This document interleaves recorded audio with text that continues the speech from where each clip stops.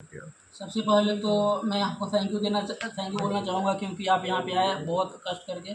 और मैं बच्चों को यही बोलना चाहूँगा कि सबसे बड़ी बात कि पेशेंस रखिए, कुछ भी कर रहे हैं तो पेशेंस रखिए।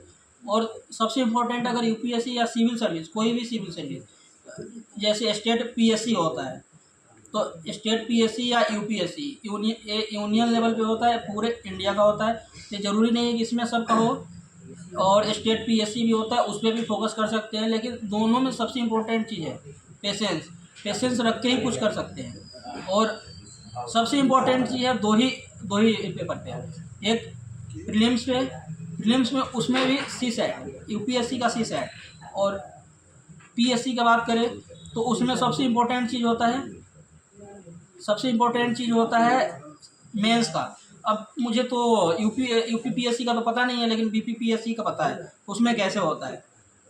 तो उसका सिलेबस मुझे पता है, इसका सिलेबस मुझे नहीं पता है। लेकिन मैं मेन फोकस करना चाहता हूँ अगर यूपीएससी पे, तो यूपीएससी पे सबसे इम्पोर्टेंट जो होता है प्रीलिम्स के लिए सी सेट, क्योंकि वही मार्क्स देते हैं। क्योंकि फर्स्ट पेपर के लिए सब बच्चे तैयारी कर लेते हैं और हो जाता है, लेकिन सी सेट में ही नेगेटिव मार्किंग चल जाती है और कट ऑफ पार नहीं कर पाते हैं।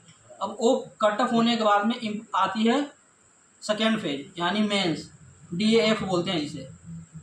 सेकेंड फेज में सबका तो सेम सब्जेक्ट होता है, मेन पॉइंट आता है ऑप्शनल सब्जेक्ट पे।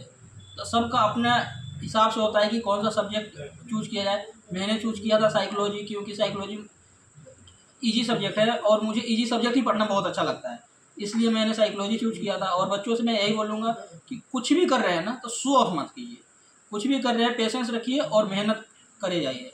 जिस दिन हो जाएगा उस दिन आप बताइए। तमाम ऐसे युवा हैं जो फेल हो जाते हैं, निराश हो जाते हैं, उनके लिए क्या कहेंगे? उनके लिए सबसे इम्पोर्टेंट चीज़ है कि मोटिवेशन लेता रहें, क्योंकि फेल हो जाते हैं।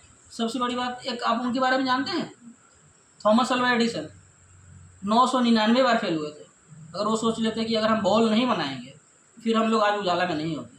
तो फेल होना ही सबसे इम्पोर्टेंट चीज़ होती है, फेल होंगे तभी सक्सेस होगी। आपका एक शिक्षक यूपीएससी में चयनित हुआ है, कैसा लग रहा है?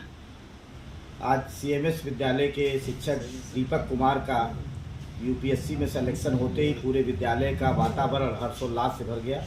मैं सिद्धार्थनगर था और जैसे ही मैंने सुना कि आपका आईएएस में सिलेक्शन हुआ है, मेरे आंखों में पानी था कि एक 24 साल का बंदा जो मोतिहारी से आकर यहाँ पर बच्चों को शिक्षा दे रहा था, आज उसका सिलेक्शन आईएएस में हुआ है।